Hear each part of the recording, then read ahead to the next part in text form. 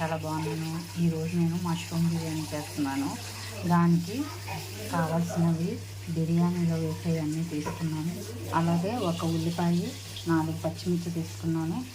అలాగే మష్రూమ్స్ 2 ప్యాకెట్లు హాట్ వాటర్లో వేసి క్లీన్ చేసి కట్ చేసి పెట్టుకున్నాను. బాస్మతి రైస్ పొయ్యి మీద పెట్టి విడిగా ఉడికించేద్దాం. అలాగే పక్కన ఆయిల్ పెట్టి ఆయిల్ వేడెక్కిన తర్వాత మనం తీసుకున్న బిర్యానీని మొత్తం వేసేద్దాము. ఇవి వేద్దాము. ఇందులో ఉల్లిపాయ పచ్చిమిర్చి కూడా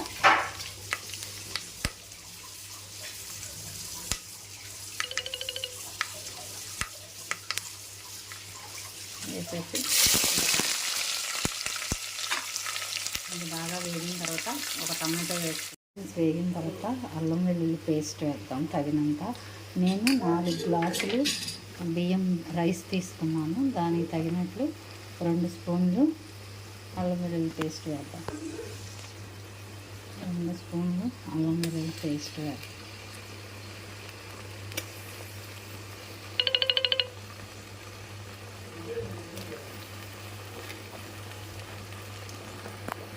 బాస్మతి రైస్ గంధం వేసుకున్నాం. ఈ ఉడుకు పట్టగానే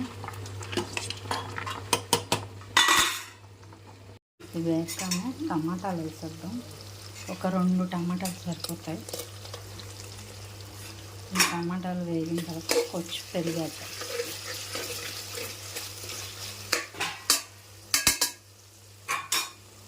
ఈ టమాటా బాగా వేగిన తర్వాత దీనిలో పుదీనా వేద్దాము. ఈ మష్రూమ్స్లో ఒక 2 స్పూన్లు పెరుగు వేసాను. అది మష్రూమ్స్ పెరుగు అన్నీ వేసేద్దాము. ఇందులో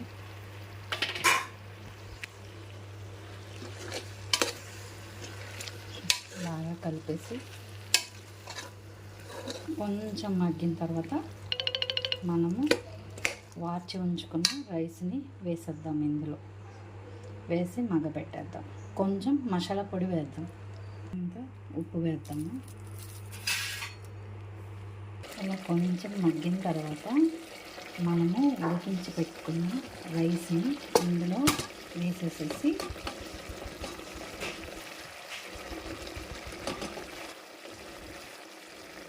వేసేద్దాం.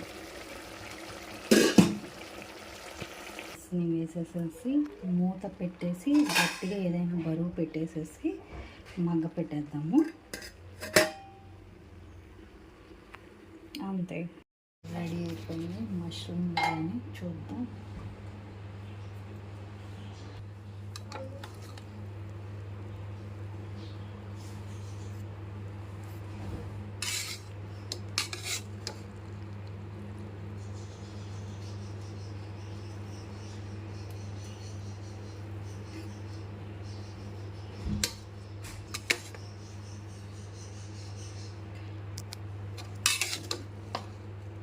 మొత్తం కలిపేసేద్దాం.